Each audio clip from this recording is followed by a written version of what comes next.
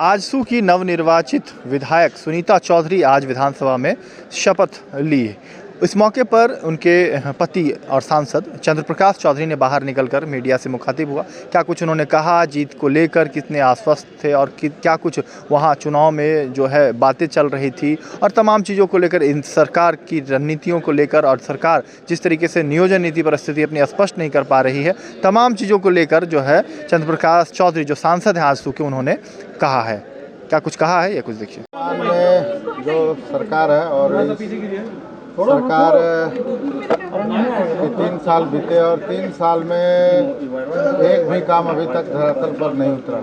और पिछले चुनाव में जो सरकार के द्वारा जो राज्य की जनता को आश्वासन दिया गया था, चाहे यहाँ के युवाओं को, यहाँ के किसानों को, यहाँ के बेरोजगारों को जो भी आश्वासन दिया गया था, यहाँ पर उद्योग धंधे लगे, लेकिन एक भी आश्वासन पूरा नहीं हुआ। न तो नियोजन नीति, न तो स्थानीय नीति, कोई भी, न विस्थापन नीति, एक भी नीति अभी तक धरातल पर नहीं लगा। इसलिए जनता आक्रोशित है। और जो रामगढ़ उपचुनाव हुआ, जिसमें हम लोग भारी बहुमत से एनडीए चुनाव जीती है, और मैं फिर से यही कहूँगा कि जनता में काफ़ी आक्रोश है और राज्य सरकार चेते, वरना 2024 का परिणाम क्या होगा ये रामगढ़ राज देगा।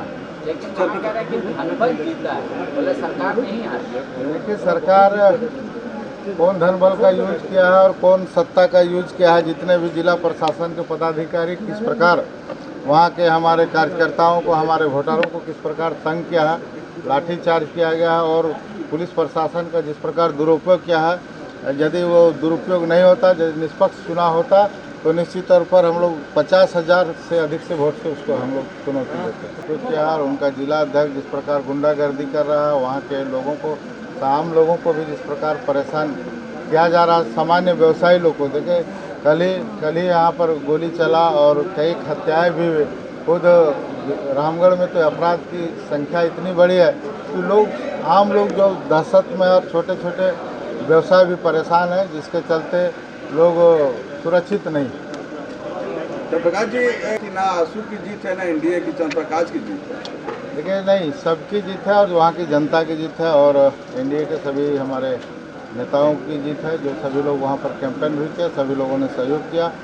और सबसे पहले तो हम कहेंगे कि पूरे राज्य की जनता की जीत है, और आने वाले समय में जो 2024 चुनाव है, और उसमें एनडीए का निश्चित तौर पर प्रचंड बहुमत से हम लोग सरकार बने। नगर निगम चुनाव का क्या स्टेटस है सुप्रीम कोर्ट में, कब तक?